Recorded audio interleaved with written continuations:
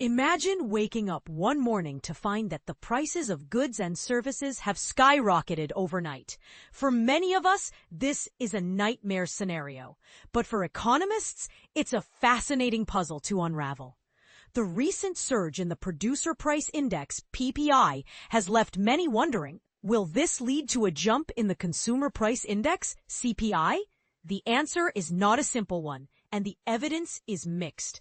But here's where it gets interesting. Some analysts believe that the PPI has predictive power, while others are more skeptical. Let's dive into the debate and explore the complex relationship between these two economic indicators.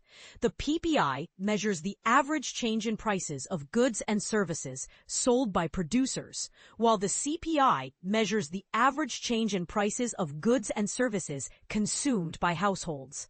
Intuitively, it seems that an increase in PPI should lead to an increase in CPI, as higher production costs are likely to be passed on to consumers. However, the relationship between the two is not always straightforward.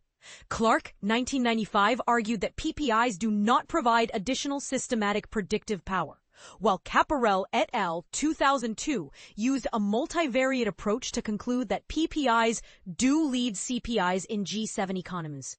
But here's the thing.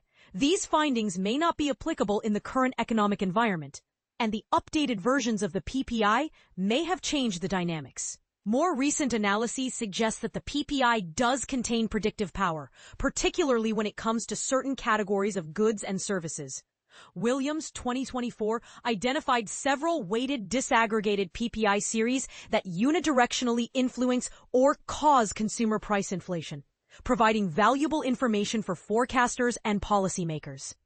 Specifically, the categories of fuels and related products and power, WPU05, metals and metal products, WPU10, and furniture and household durables, WPU12, were found to account for approximately two-thirds of the variation in consumer price inflation forecasts over the 2012 to 2021 period. To illustrate this, let's take a look at the data. Figure 1 shows the CPI and the three disaggregated PPI series, WPU05, WPU10, and WPU12, over a 10-month period. While the link between the PPI and CPI may not be immediately apparent, it's clear that the PPI fuel series has a high variance relative to the other two series. And this is the part most people miss. The relationship between the PPI and CPI is complex and influenced by various factors, including tariffs and global economic trends. When we plot the aggregate PPI and CPI, it becomes clear why identifying the relationship between the two can be challenging. Figure 2 shows the CPI and the aggregate PPI over the same period, and it's evident that the relationship is not always straightforward. But here's the controversy. Some economists argue that the PPI is a leading indicator of CPI, while others claim that the relationship is more nuanced. So, what do you think? Do you believe that the PPI has predictive power? Or is it just a coincidental correlation? The fact that PPI metals and PPI furniture are rising suggests upward pressure on the CPI. But the extent to which this will translate into higher consumer prices remains to be seen.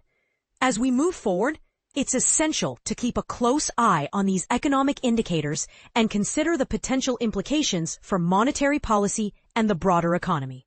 And this is where you come in. We want to hear from you. Do you think the PPI is a reliable predictor of CPI? Or are there other factors at play? Share your thoughts in the comments below, and let's continue the conversation.